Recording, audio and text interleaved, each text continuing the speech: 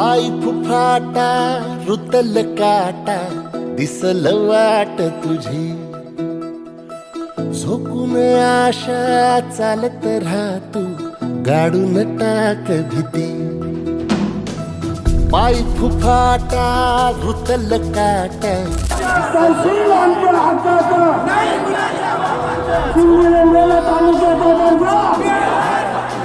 गाडून टाक भीती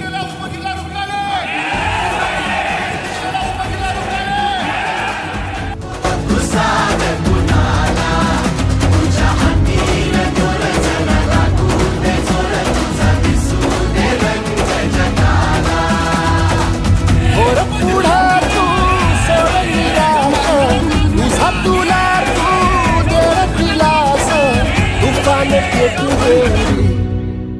15 किलोमीटर दूर जावं लागते, सिंधूला जावं लागते. इथं साधा तहसीलदार सुद्धा नाही. आठवड्यातून त्या 15 दिवसातून एकदा तहसीलदार येते. इथं साधा नगरपालिकेमध्ये सीओ नाही, मुख्याधिकारी नाही आहे. आज मला एक सांगा, या सिंधी रेल्वेमध्ये लोक राहत नाही. या प्रशासनाला शासनाला जनता दिसत नाही.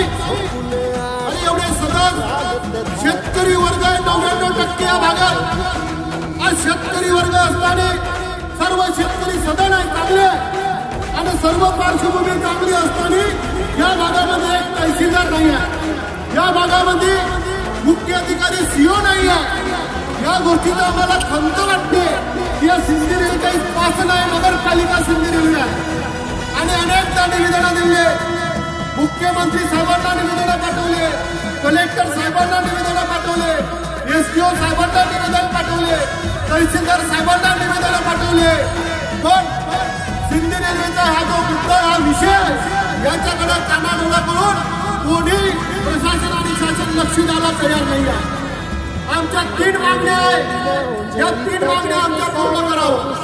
पहिली मागणी, सिंधी रेल्वेला तहसीलचा दर्जा द्यावा.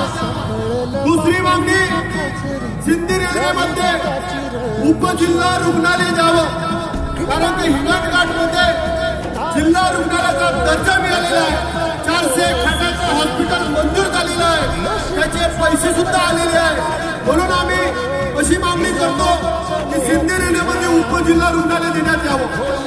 कारण की आमच्या पक्षाचे रोहित पवार जे आमचे नेते आहेत, त्यांनी त्यांच्या एका तालुक्यामध्ये 3 उपजिल्हा रुग्णालय आणले. किती आणले? 3 एका तालुक्यामध्ये. आम्ही ते एका तालुक्यात फक्त एकच उपजिल्हा रुग्णालय मागत आहोत.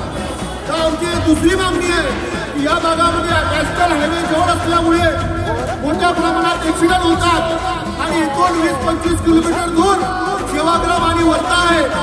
म्हणून इथं जर उपजिल्हा रुग्णालय झालं तर आजूबाजूच्या 100 गावांना साठी चांगलं होईल आणि त्यांची सुद्धा इथं होणार सिंधी रेल्वेमध्ये.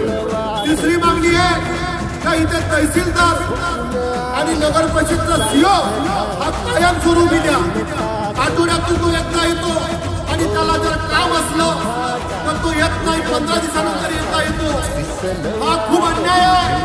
हा सिंधी रेल्वेतल्या जनतेवर अन्याय आहे. हा माता भगिनीवर अन्याय आहे. हा विद्यार्थ्यांवर अन्याय आहे. हा युवकांवर अन्याय आहे. हा अन्याय आपण किती दिवस सहन करायचा.